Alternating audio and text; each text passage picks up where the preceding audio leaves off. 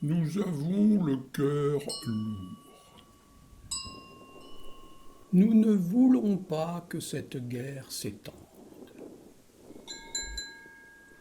Les populations civiles n'ont pas à payer le prix des crimes commis par des groupes terroristes.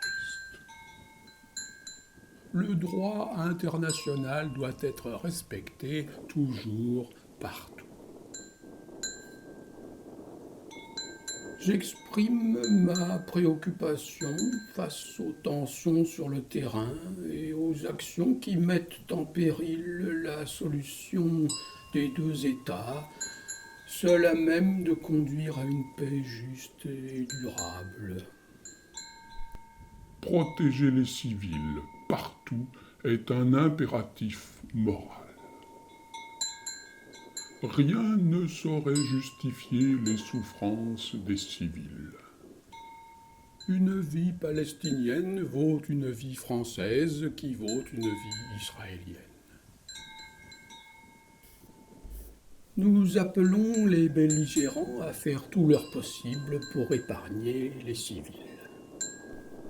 J'exprime le souhait que nos pays continuent de coopérer étroitement pour faire face aux conséquences de cette guerre sur la scène internationale. Le conflit doit éventuellement aboutir à un chemin vers la paix.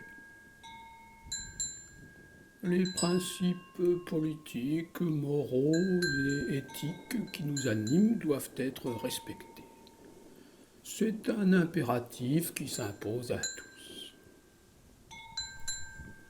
Toute demande d'évacuation massive dans un délai extrêmement court pourrait avoir des conséquences humanitaires dévastatrices. Pour que les accès humanitaires soient garantis, pour que l'eau, les médicaments, la nourriture arrivent, des trêves humanitaires sont nécessaires. Ces trêves doivent ensuite pouvoir mener à un cessez-le-feu. Le droit s'applique à tous et en particulier le droit international humanitaire en toutes circonstances. Les parties prenantes doivent penser à la voie à suivre pour que la région aille de l'avant une fois la crise résolue.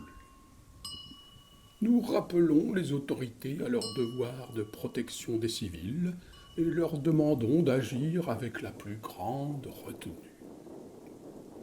Nous devons regarder en face l'ampleur de la catastrophe en cours. Notre solidarité ne saurait être mise en doute.